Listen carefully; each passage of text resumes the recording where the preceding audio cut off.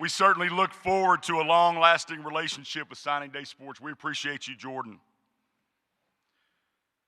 We're pleased to be joined this morning by Coach Lincoln Riley from the University of Oklahoma. Coach Riley took over the program's head coaching reins in June of 2017. And all he's done during that time, in his first 4 years at the helm, he has led the Sooners to 4 consecutive Big 12 titles, 4 consecutive New Year's Six bowl games, including 3 of those being college football playoffs, and he was also named the Co-Big 12 Coach of the Year in 2018. He's a 2006 graduate of Texas Tech. He is the first active head coach at OU to speak at this convention since 1969. But most importantly, he's one of ours. He's a product of the Muleshoe Mules. Y'all give it up for Coach Lincoln Riley. Thanks. Appreciate you, brother. All right. You guys hear me okay? All good? Okay. Yeah, thanks so much for the introduction. I got to be honest, it's a little surreal to be in here. As Coach said, coming from Muleshoe High School and honestly living, breathing, really worshiping Texas high school football. My favorite, definitely one of my favorite days each year was the day my mom brought home Dave Campbell's, and I could dive into it and see what all was going on around the state. Honestly, some of my best memories of football, some of the things that I think led this to being one of my professions started with that. So it's really an honor to be here. I really want to thank Joe Martin. He was instrumental in making this happen. First time in 52 years that the Oklahoma coach has been able to speak here at the THSCA. So very thankful for him. Also want to recognize one of my high school coaches, Coach Ralph Mason. I just got to see him, was with us there at Muleshoe. So great to see him and so many of you guys. And awesome to be back here in person. We brought our entire staff here for the event. We were able to see a bunch of you guys yesterday at the regional meeting. So absolutely thrilled to be here. I know I've only got a few minutes, so let's dive into our presentation. Done a few of these over the years. Typically, we do a lot of talk scheme, all of that, and those things are good. But we thought we'd change it up here and try to give you guys a snapshot of what we do from an offensive game planning standpoint, what that week looks like, kind of how we prepare, and hopefully find a few things that you can take from it. So a couple of philosophy things when we talk about game planning and putting together a game plan and going through that entire process. First for us, it's always about mentality before scheme, and that's something I think that we have to constantly remind ourselves. I mean, we all love coaching, we all love studying the tape, getting the great scheme, the chess match, all that, and that's certainly a big part of it, but we can't ever lose sight on mentality. And one thing we always try to remind each other in our staff room is if mentality is ever falling behind scheme, then we're going to get in trouble. So we've got to make sure that mentality is always first. Within the game plan, balance for us is very crucial. Now, I think a lot of people define balance as you think, well, we're going to run it 50% of the time, we're going to throw it 50% of the time, and that's not necessarily the case for us. Balance for us as an offense is we're going to attack different defenses and different schemes different ways. And to me, balance is, are we good enough as an offense to beat people in a number of different ways? Can we beat people pounding the rock? Can we beat people throwing the ball down the field? Can we beat people jumping in empty and quick gaming people to death? Can we beat people with tempo? Can we beat people in 4-minute offense? I mean, all of those different weapons that you have. And so for us, when we think balance, we don't ever look at run pass. That's not a big deal to us. We may get in a game, and we've had plenty of games where the game is dictated that we've run the ball 60, 70% of the time. And certainly the opposite for throwing the ball. Balance for us is, do we have the ability to do those things when called upon?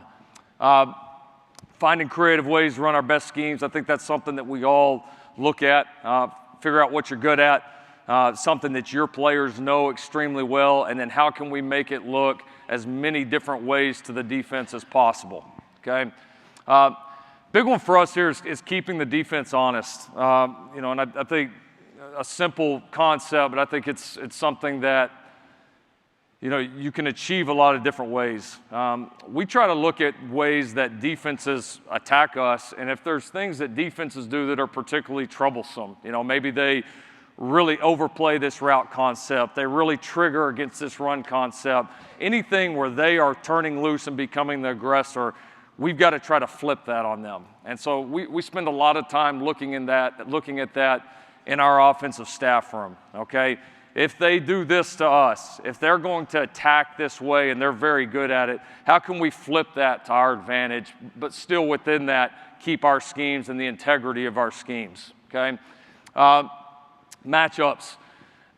Honestly, I think as our offensive staff has grown together, as I've grown as a coach, I think you say maybe what's the difference like now as opposed to when I first became an OC at East Carolina, 10, 11, 12 years ago, I would say without a doubt, I pay way more attention to matchups than I used to. And I think that's so important, and being able to create, one of the head coaches I work for always asks, how do we create advantages?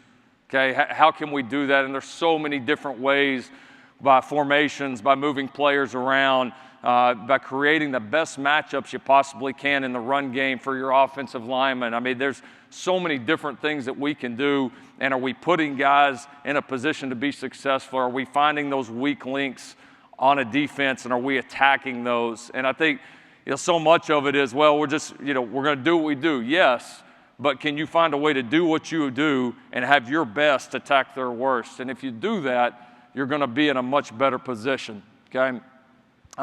Always have answers, and this to me goes back to balance, okay? And I remember, I think my first or second year as an OC, I was working for Ruffin McNeil at East Carolina, and we were before a game, and I was, really green, learning kind of on the fly, and we were in a pregame meeting, and there was a scenario that came up, and he said, all right, if this happens, what's our answer? And I remember sitting there thinking like, man, I don't have a great answer.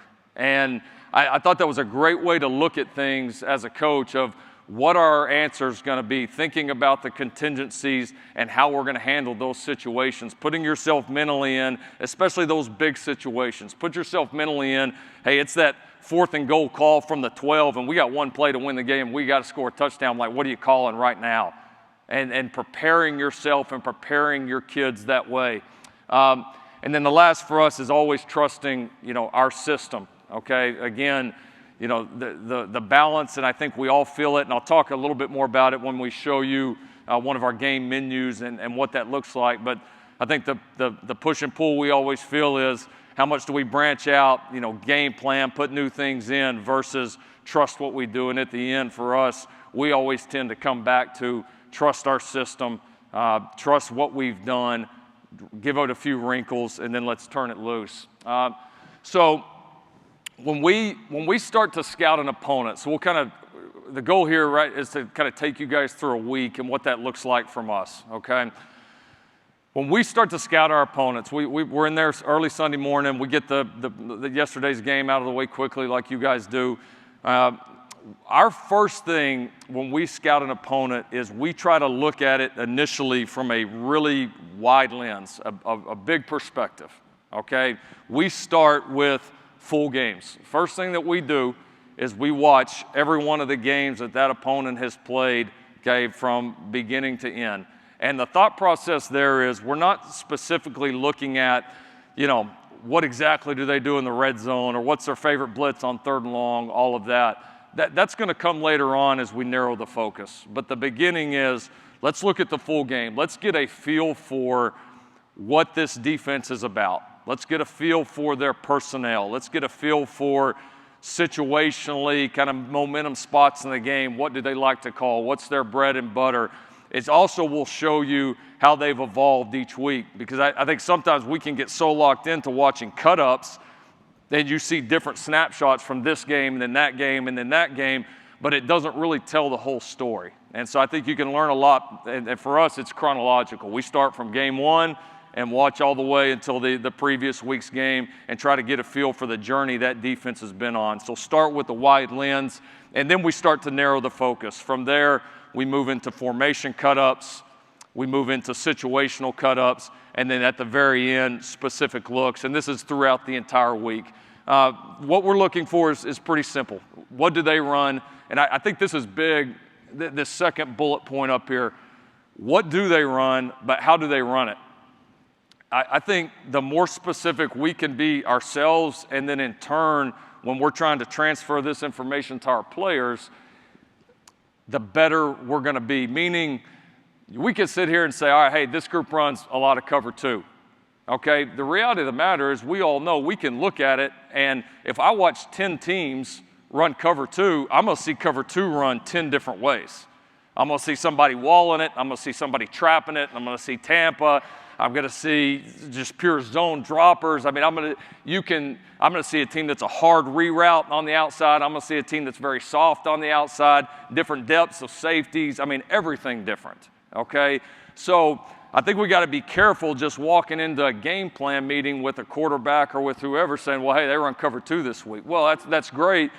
If let's say you played a team the week before and their version of cover 2 is different, are we explaining that? Are we explaining the differences and how they actually run it, as opposed to just giving them some buzz keyword that's maybe too general? And so how do they run what they run?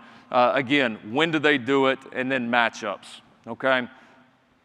I think very important for coordinators, head coaches in the room, in my opinion, to define roles. So what we do, and this is just kind of an example with our assistant coaches, is the thing, our guys in the room will tell you, the thing that we hate is we call it yes men, right? Guys that come in the room and they're just going to say yes to the coordinator, to the head coach, or whatever, just to move the meeting along, not feel like they've got the platform to give their opinion. And so one thing for us is we always try to create a platform for every person in our room to give feedback, to give ideas. We know that we've got to narrow that down and have a true focus when we leave, but very, very important to have that room where we can have creativity and we can work back and forth. So to kind of help that along, we assign different parts of the game plan to each coach. You see some of the responsibilities up there. And the way that we term it to our guys is, we have to have ideas from you on these topics. We want ideas from you on all topics. So just because I'm the tight end coach, does that mean I can't suggest a third and medium throw route? Absolutely not. We want feedback on all of it. We have to have it, okay, on these aspects from these coaches right here. And so just for us, it's a way to start the conversation. It's a way for each coach to take some ownership in the game plan, and a way for us to come together. And then also very, very important here with our support staff, our GAs, our QCs, and the job that these guys do, preparing the information. And then most importantly, and I'll dive into this a little bit deeper here in a second, is getting your scout team and your prep teams ready to go. Okay, so this is game week for us. This is what it looks like. So we've talked about Sunday. One thing that's very unique here that I want to make note of on Sunday, okay? Game review, and I think that the key word for us, I know we may be a little different, everybody may not agree with this, and I understand. Sunday for us is game review and independent film study. All right, so we'll come together, we watch it as a staff, we have our quick staff meeting, and then after that, other than maybe popping in a guy's office here and there to, hey, did you see this on film, whatever, we stay separate.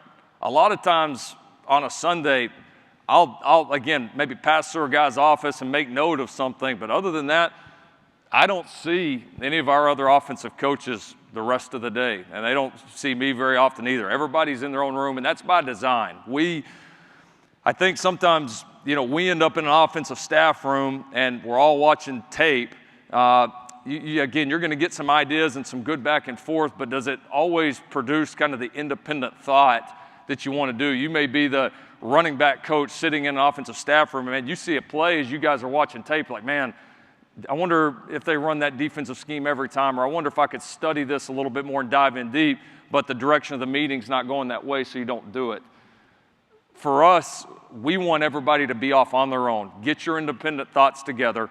Okay, have plenty of time to go through what you need to go through. We can cover as much film as we possibly can, and then we bring everybody together on the back end. And I think that's been a big key maybe to some of the creativity that we've had is the way we start the week. And I know that's unique. A lot of the other places I've been, it was, everybody, the whole staff gets in there and they just plow through the tape together. And I think there's absolutely a time and place for that, but I think the coaches, especially on the front end, having some independent time is a big, big deal, and I'm a big, big believer in that. We're a morning practice team, so Monday a.m., what you'll see is the open field game plan. We get put in, we practice. That night we do the third down game plan, and then that pattern is going to continue through the rest of the week. Typical red zone goal line done Tuesday night, practice on Wednesday. Thursday we'll walk through. Friday, you see, we'll practice. I'm going to talk more in detail kind of on each day here. So the unique advantages, again, independent film study, we just hit on that, I think is a big, big deal, okay? Also a very big deal here, and this goes back to how you prepare your scout teams, your look teams, okay? Non-scripted open field. To some people, I know this is kind of crazy. When we brought this to first East Carolina and Oklahoma, guys kind of looked at us funny. But this is something we believe in, and as a play caller, I could not recommend this enough. So what this means is when we practice open field, all right, during a prep week, open field work, we do not script it, meaning we go spot a ball on whatever yard line.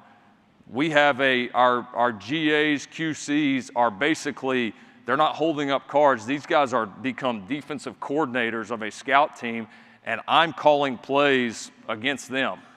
And if we throw the ball, we're on the left hash, and we throw the ball and get a 6-yard gain on the right hash, all right, then I got to have a 2nd and 4 call on the right hash ready to roll. And we play football. The situations come up naturally. We have a few plays where we'll tell the defensive coordinator for the scout team, hey, when we call this today, I definitely want this look, but the majority of it is he just calls it versus what we have called. And what that creates is a few things. One, as a play caller, I think it helps you get in the flow of the script. It starts to put you in some of these situations as opposed to, well, I just got a script that I'm just reading down the whole day, and the first time I'm actually really going to call this thing is going to be on game day. For me, that doesn't work. I've got to start to get in the flow of the plays, and it also helps to train my eyes to where each one of these plays is. And so I start to learn, all right, man, it's that 2nd, 4 play. I know right where this thing is. It's on the bottom right part of my script. I get there, I get it called, and here we go. So I know for me personally, it makes it much more efficient. The other thing that it does is it exposes your calls to different defensive looks, and you get these scenarios that come up that we might not have imagined, right? So let's say we put in this let's say we put in this screen for the week, and we talk about it versus some of their base looks and some of their most common blitzes, and we feel good about how the screen's going to hit and how we're going to protect it and how we're going to block it and all of that, okay? Well, all of a sudden, you're in the middle of a Tuesday practice in the open field, okay? You end up running it against a look that maybe you hadn't anticipated, hadn't thought of. You spring a leak, and then you got to get back in there and you got to fix it. And so I can't tell you how many times through the years that's happened where something that we didn't think of actually happened on the practice field because of how we do it, and we figured out the problem before we got to Saturday. And it's huge because if you just script it, you're already going to know in your mind, all right, what we've got to fix, how we've got to do it. It's already going to be done, okay? When you get these different unpredictable looks at it, it challenges you in a different way, just like game day does. So now, to do this, it takes a lot of work. We're no huddle, up tempo like a lot of people are. Okay, so our scout team coaches, not only do they have to be able to get the guys lined up, all that, they've got to be able to communicate, they've got to be able to do it with hand signals, and they've got to be able to do it quickly so that we don't compromise getting a good defensive look. And so it's an operation. I mean, it takes a lot of work, but for us, it is absolutely worth it. And then as you see, we do it at game tempo. So, I mean, we're moving the ball, we're spotting the ball. They are just drives. Then we flip the field, give the guys a drink of water, sub some guys in, and just head back down the field. And that's just back and forth anytime we're doing open field during a game week. We do script a lot of the situationals because obviously you can't always make those come up in a live situation, okay? I think another key here for us, the bulk of our game plan is in by Monday night. The only thing not in for us, all right, by Monday night of game week after playing on Saturday is the red zone goal line. Everything else is in. So as opposed to spreading it out too much through the week, we front load it heavy, but it allows us to spend time, it allows us to rep, it allows you to install with your offensive players early in the week so that you've got a bigger window, all right, to really make this sink in for these players and they're ready to execute it on Saturday, okay? And then, you know, a light script. We'll kind of show you the numbers here in a second. You'll get a look at kind of what our menu looks like. But you have to be able to practice it, okay? You have to be able to practice it. If we have an amount of plays that does not fit the amount of time we have to practice, then we have to cut plays, even if they're good plays. And one big deal for us is we track the reps throughout the week. So each day before practice, we're going to look up there and we're going to see, hey, we've run this concept this many times. We've run this one this many times. Here's the looks we've hit it against. We got to make sure in the open field today that we call this, this, and this. We need a couple more of these.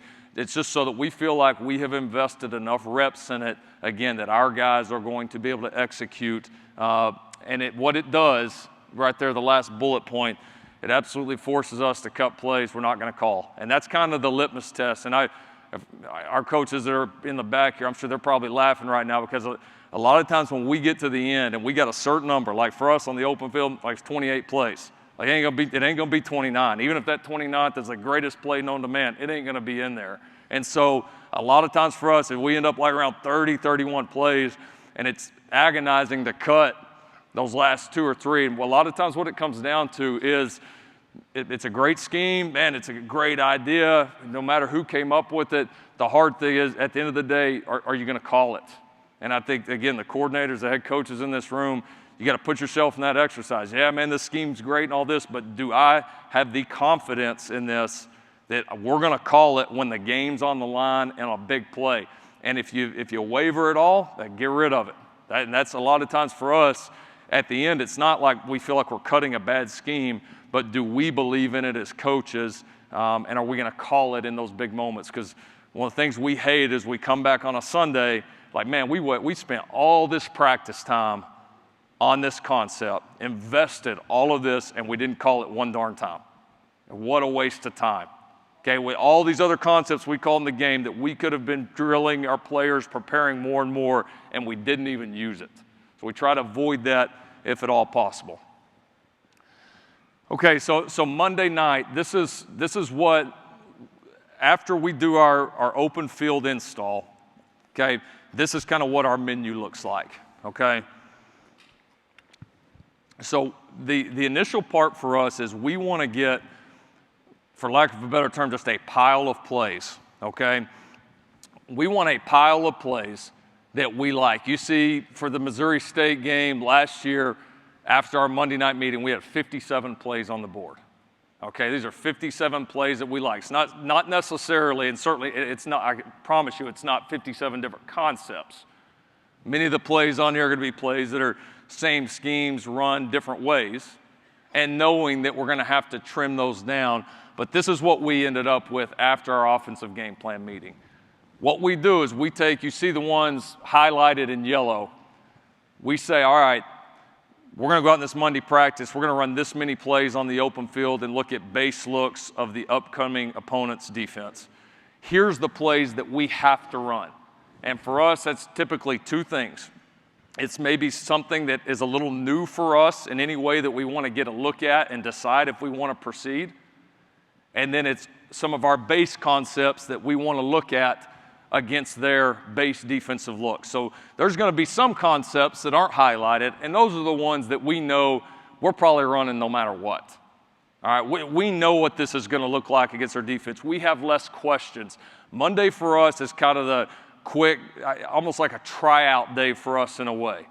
We want to really, after Monday, be able to narrow this thing down and then zero in for the rest of the week. And so we've got our entire menu of plays up there. You see the situationals aren't done. And what will end up happening, though, for us typically is out of this big pile of plays that we've all come from our own offices, come together, slap them up on the board. We chop a few off that maybe overlap or maybe we think don't fit. But a lot of these plays are going to start moving their way into a red zone, into a 3rd and long, into a tempo, whatever, different categories on the game plan. Okay, so it's not like we've just got 57 up here that for us are only good in the open field. Okay. Tuesday. You see first there the open field drives. Okay, the open field drives. And again, that is up and down the field, moving the ball, okay? And we have significantly narrowed our menu of plays down at this point.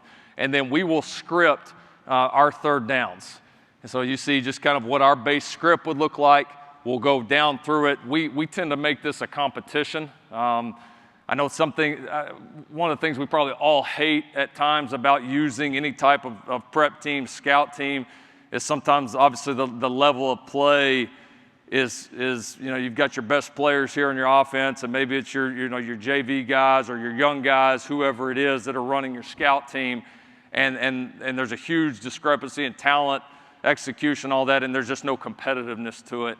So one of the things we do, you see like on this day, we ran 18 3rd down plays. So we will always, for the offense, we will set a mark, and it's typically pretty high. I mean, for us, we'll typically be, in the 75-80% range and say, all right, offensively today, we got to get 14 out of 18 3rd downs, and we keep score. And we put, some up downs, whatever it is, on the back end of it. But what it does, it raises the level of competition. And what we're trying to simulate is, you guys know those big 3rd downs in the games. We pounded on 1st down, 2nd down, and you get one of those big 3rd downs in the games. The crowd kind of rises up. The players' intensity kind of rises up. They just feel at times a little different. And so we're trying to simulate that as much as we possibly can. And then we're trying to slide the advantage in favor numbers-wise for the defense so that we can make it as competitive as possible. And for us, again, that 75-80% range, if your scout team defense is competent at all, that for us has been a good range and typically ends up right around there. So it's been great to create some competition. You can see the defensive looks scripted in. And one thing that we do with the defensive looks, and you can kind of see it right here, is we will name these defensive looks just like we would name an offensive play. So, let's say we're playing a team and they're running, we're getting a double outside blitz from our right-hand side.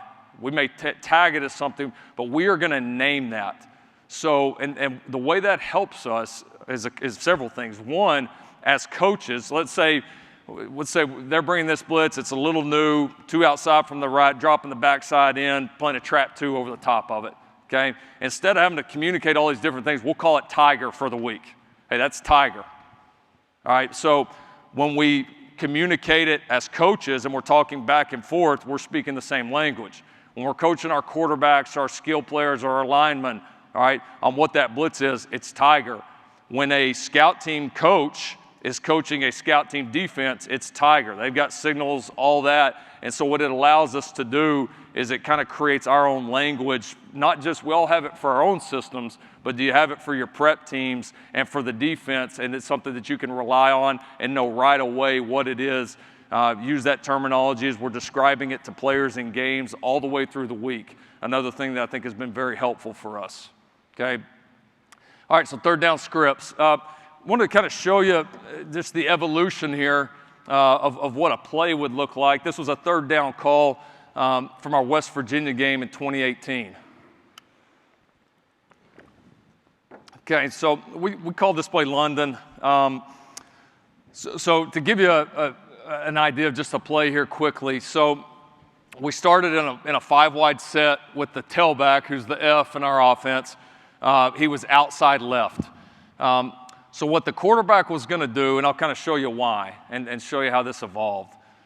What the quarterback was going to do is take a look, okay, pre-snap, all right, and try to get an idea if we were getting blitzed or not.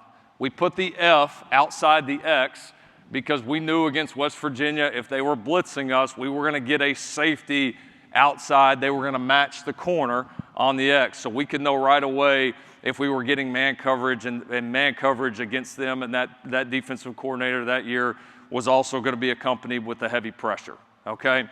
So we motioned him in, and then we were going to slide protect this thing. So we were going to gap this thing left, try to gain an extra blocker with the F, and then we were going to have a shot play. He's going to have a little dig and go on the left side, a little inside vertical route by the Z, and then we've got a little bait dig if we got drop.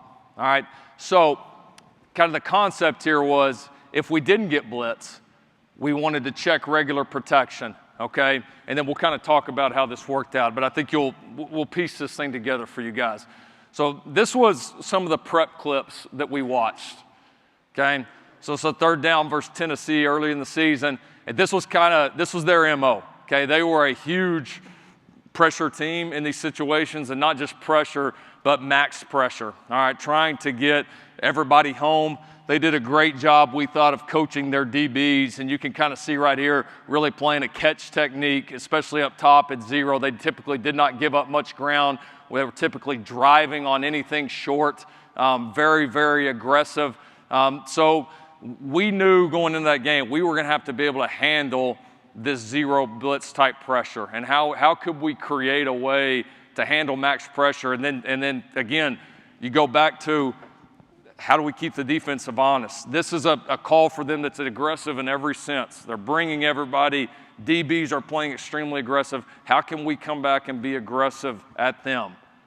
Okay, so this was one of the clips we showed the quarterbacks on Monday and Tuesday, feeling like that we could get an advantage to run by these guys in the slots. Okay, so watch this thing evolve. So we get to our Monday practices, our Tuesday practice. You could see us practicing this concept in just a routes on air format, trying to give these guys some cover zero looks. We've got to get some of these balls up quickly, especially the inside fade ball. Okay, and then some answers if we did get a drop coverage. Okay, so there it is in routes on air. Okay, Tuesday practice, third down period. Okay, you see it evolving here. Okay, so we get a zero look. We take a shot at this little dig and go. We feeling like with aggressive coverage up top, zero blitz, we're going to have a shot at this. And then Tuesday, what came about, this is initially for us when we put it in, this inside fade down here to the trips was just kind of a clear out in our mind. Really, we were trying to isolate the dig and go. But when we started to watch throughout the week, and I think Kyler noticed this when we watched it after Tuesday's practice, was we probably could get this inside fade ball up quicker, and it was going to be a pretty good matchup if we caught the right coverage, because we had again, going back to matchups, we had Hollywood Brown in there on a safety, okay? So you see us pick it up. Right here it kind of goes all as scheduled. We leave the practice feeling good, okay? And then that night we were just, as a staff, we're going back and watching a few more of the third down cut-ups, and one of our coaches in the room had a great point. All right, we got a slide protection right now. All right, we got a slide protection, and if we do end up getting a drop 8, which West Virginia, if they weren't blitzing, that's pretty much what you were going to get. We're going to end up with a tight end, okay, man on one of their defensive ends. They're pretty good on the front. All right, that's not a great option. So after Tuesday, we came back in and decided, hey, if we're not getting a blitz look, we're going to check back into our regular protection. Okay, it's a lot mentally for the quarterback. So we've got to rep this like crazy, because not only is he now thinking the route's going to hit differently, but he's got to change the entire protection. And we've got to get subs out here. We've got a motion, a protection change. Like, we got a lot of stuff going on here. Plus, we're on the road, and it's going to be loud as hell. Okay, so a lot going on that we had to work through. Okay. So you could see kind of the evolution of it. We had our defense in our competitive period on the day. We said we wanted to get some type of drop coverage. Okay, they end up, I think, giving us a two-man shot here, but you can see the check happen. So he sees right away it's not a pressure look, checks it back to regular protection. Okay, and then off we go, and has to identify very quickly with 2 safeties that these vertical balls are out, and then throws the dig nicely here in a Skelly versus our 1 defense. Okay, we'll get to this here in a second, but this is a Thursday practice for us. So again, we're kind of working contingency looks here. Okay, again, you see we've got the blitz, and we've made the adjustment now. We know that unless the safety cheats over to the trip side, after watching the Tuesday practice and how long this double move took, we've decided, hey, we want to let this inside fade ball go. It's too good of a matchup. We're not going to have to hang on to the protection as long. Let's go for it, okay? So there's the protection. There we go, okay? And then game day. You can kind of watch what happens. Okay, so right away, sees the switch out of here happening, knowing that we're going to get man coverage, okay? So we know we're going to keep it on. You can see right away, okay? He's double checking over the sideline, seeing what we're seeing. Yeah, we're good to go. Okay, we end up sliding this thing, getting this thing protected. They bring a cover 1 pressure. Right away, this safety gets over the top of Lamb over here to the left side, lets the inside fade ball go. And honestly, this was probably the biggest play in the game. I mean, honestly, if we don't complete this ball, we may not win the football game. And so, but you just see kind of the week and how it unfolds, the different adjustments that you have to make, go back and forth. You continue just because we knew we liked the concept on probably Sunday night, Monday morning, but we didn't figure out until Tuesday afternoon for us, and even after the play looking good on tape, but you go back and watch more and more, and you start to say, all right, what if they did this? Are we still putting our players in the best position? So as coaches, not second guessing, but a constant evaluation of, man, am I putting my guys like in the right position here? And that 1 key adjustment for us made all the difference in the world, not to mention not trying to hang on to the double move and just getting a ball out of our hands right away. So I just think a great evolution of a concept for a week that paid off in a big way for us.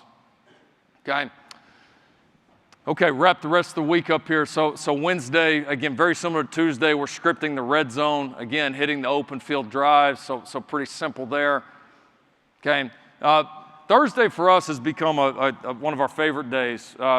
We started this the first year got to Oklahoma and Coach Stoops kind of had this idea of wanting to go to these Thursday walkthroughs and actually practicing on Friday. You know, it was part of the, all the research that we've heard from years back of, athletes performing better when they do some type of max work, small amounts, but max speed work the day before a competition. And so for us, our Thursday has become our walkthrough day.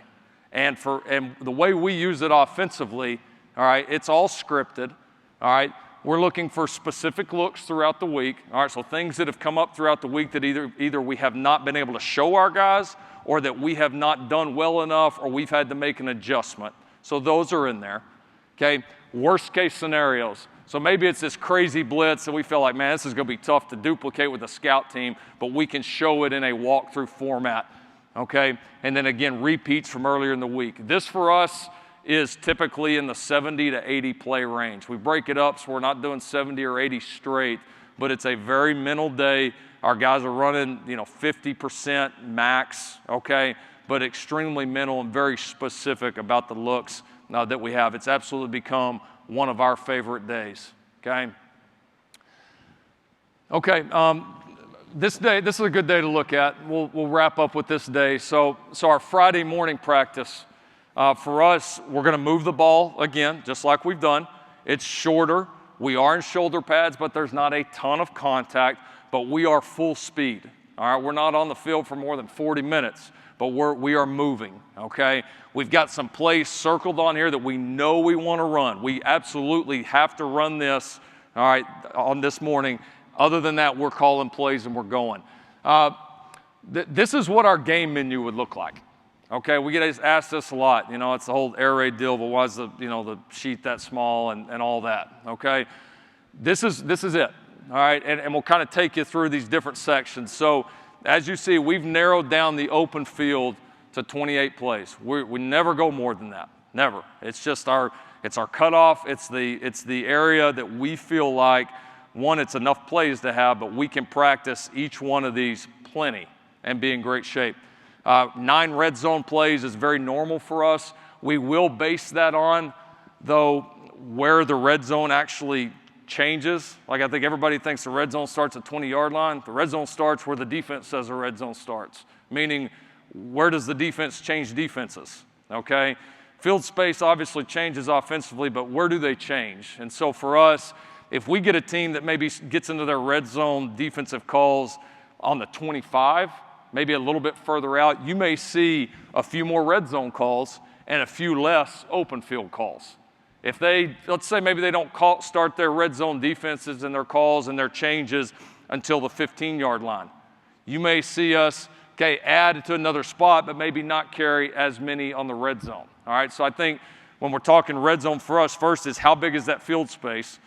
Okay, is it 25 to 5, however you determine it each week, and then your number of plays needs to fit that. If it's only, we're talking, 15 to the 5, I don't know that I need 9 plays for a 10-yard space, okay? Goal line, we feel the exact same about, a couple of special plays each week, and then our big plays, our mediums, and our shorts, which you can see typically hover 5 to 6 on big and short, typically 3 to 4 on medium, a couple tempo calls, and some situationals. Let's talk here quickly before we wrap up about what's actually on this sheet and how do we evaluate it as coaches. The mentality we've always brought to it is, like, anybody that's called plays, you're going to have some of those days, some of those games where it feels like, man, everything you call is hitting like into the perfect thing you would want to call it into. And then we've all had those days where, man, I can't call a play into anything but the worst possible defense, coverage, blitz, whatever. And I think no matter whoever the best play caller is on the planet, you're still going to have those days. There's no doubt about it. So how can we take some of the variables out? And so what we've always believed in our script, and we go through it as a staff, we go through individually, we highlight these. 80% of our script, 80% needs to be plays that I don't give a darn what they call. I can call 80% of these plays against anything. I feel good calling this against anything they do and feel like we are good and our players are able to execute it and we are fine. If we get any higher than that, for us, for myself, our staff, we feel like we're putting ourselves in a position where we're flipping a coin. Hope to get it against that. Boy, I sure hope this hits against 2 safeties. Man, come on, man. You're putting yourself in tough positions. Now, the 20%, in our opinion, be specific. Have your shot plays there. Have your plays that you feel like really take advantage of what they do. But in our opinion, if it is more than that 20%, and you're putting yourself in a hole. And we literally, again, one of our routines is towards the end of the week, we got our deal of plays that we like. We start going through and highlighting. And the 2 things we highlight are, again, calls that are good against anything, because is that enough of a percentage of our script? And then the other thing that we highlight is how many calls on here have something new?